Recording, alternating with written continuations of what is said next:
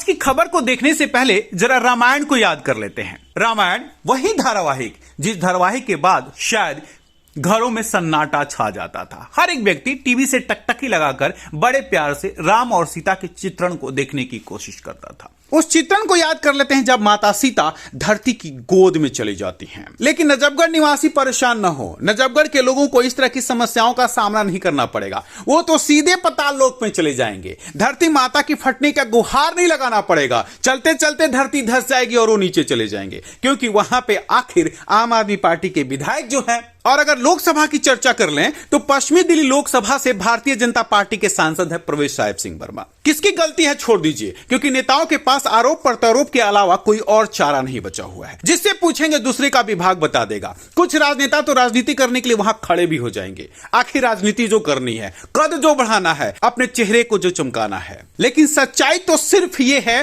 कि ये भ्रष्टाचार की कहानी है। सच्चाई तो सिर्फ ये है कि ये लापरवाही है। सच्चाई तो सिर्फ ये है कि प्रशासन की लापरवाही है। और सच्चाई यह भी है कि जनता जनार्दन की कमी है, जो ऐसे राजनेताओं का हम और आप चुनाव कर लेते हैं। नजफगढ़ से ढासा मेट्रो स्टेशन कौन लेके आया? इस बात के लिए दिल्ली सरकार और केंद्र सरकार के नेताओं को मेट्रो में यात्रा करते हुए और पोस्टर लगाते हुए खूब देखा गया था। आज क्यों नहीं आया कोई नेता? क्यों नहीं बोले कि यह भ्रष्टाचार की कहानी भी हमने लिखी है? क्योंकि नजफगढ़ से ढासा मेट्रो स्टेशन जाने के कारण ही लगातार सड़कें धंस रही हैं। क्यों नहीं कोई नेता खड़ा हुआ और उसने कहा कि यह भ्रष्टाचार हमारे सरकार में हो रही है? शायद 56 इंच का सीना तो दिखाते, शायद अपने आप को मजबूत तो करते और जनता जनार्दन की समस्याओं का सामना करने का साहस तो दिखाते। आज तो किसी राजनेता का कोई बयान नहीं आया कि ये सड़कें धंसी हैं जिसके लिए जिम्मेवार हम हैं। विकास कार्यों के लिए हर राजनेता का अथक प्रयास होता है, लेकिन विनाश कार्यों के लिए जिम्मेवार वही राजनेता होते हैं जो विकास कार्यों के अथक प्रयास के लिए होर्डिंग और बैनर लगवाते हैं। पता नहीं नजफगढ़ की जनता को किसकी नजर लग गई है, जिन्हें सिर्फ और सिर्फ समस्याएं ही मिल रही हैं। समाधान के नाम पर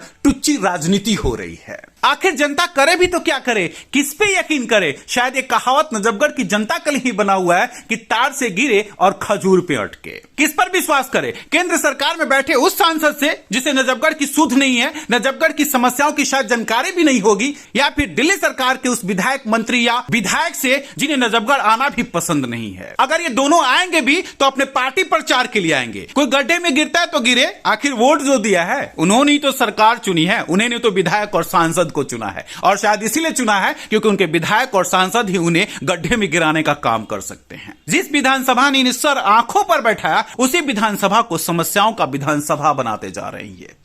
जितनी भी गलियां फोड़ी जा रही हैं, वहाँ पर कोई कंस्ट्रक्शन ढंग से काम नहीं कर रहे हैं। गड्ढे गड्ढे होने लग गए हैं। मिट्टियाँ जो है ये प्लॉट्स में दूसरे प्लॉट्स में दे रहे हैं। और यहाँ पे रोड पे आप जाके देखिए, सीवर लाइन के नाम से प्लास्टिक के पाइप डाले गए हैं। उनकी क्या कोई गारंटी है कि वो कब तक चलेंगे? वो फूट जाएंगे तो फिर गड्ढा दोबारा से होना है। और कोई कंस्ट्रक्शन नहीं कर रहे हैं, सब फोड़ते जा रहे हैं सारी गलियाँ। बस पाइप बिछाए जा रहे हैं, ना उसको कुछ पक्का कर रहे हैं, ना लोग कोई आसपास के बोल रहे हैं। सबको बोलना चाहिए। पब्लिक की इसमें पब्लिक को लॉस हो रहा है, आने जाने वाले लोगों को लॉस हो रहा है। जो डेली वर्किंग करने वाले लोग हैं उनको बहुत प्रॉब्लम हो रही है। और ये देखें, ये इससे पहले यहाँ पे बहुत बड़ा गड्ढा हुआ था और अब ये वाला गड्ढा हो गया है। ये देखिए आप, इसके नीचे मेट्रो है। क्या सेफ है पब्लिक? कोई सेफ्टी नहीं है। ठीक है, ये कैसे गड्ढा हुआ जनाब? ये गाड़ी तो आई थी, गाड़ी से निकल गई है वैसे तो, लेकिन गाड़ी निकलते ही धस गई नीचे। अब ये पहले ही यार खोखरी थी यहाँ नीचे। अभी इसमें जो है अभी बहुत खाली है नीचे। अभी भी इसका और भी धस सकती है। कुछ हुआ? कोई जान माल का हादसा भी था? कोई हादसा तो नहीं हुआ। अपने आप ये सड़क के नीचे अपने आप सड़की, ये अपने आप सड़की। बस तो निकल गई थी लेकिन ये फिर बैठ गई। अच्छा, बस के बाद हुई है? हाँ, बस के बाद। इसके लिए रिस्पॉन्सिबल कौन है? मेट्रो। इसके लिए रिस्पॉन्सिबल कौन है? मेट्रो है क्या? क्योंकि नीचे मेट्रो अपनी कमाई कर रही है, लेकिन यहाँ पे जो जनता है उसकी क्या जीवन की है कोई रक्षा है, सुरक्षा है? कौन इसके लिए रिस्पॉन्सिबल है? सब जगह मेट्रो इसको आप इसके लिए जो भी कंप्लेंट हो, जो भी लीगल एक्शन लिया जाए, होना चाहिए। होना तो चाहिए, पहले ये जैसी अब वहाँ धस गई। अब ये ऐसे धसते जाएंगे तो हो सकता है हादसा भी हो सकता है। क्या? दिल्ली ब्रेकिंग के लिए अनुज मिश्रा की रिपोर्ट।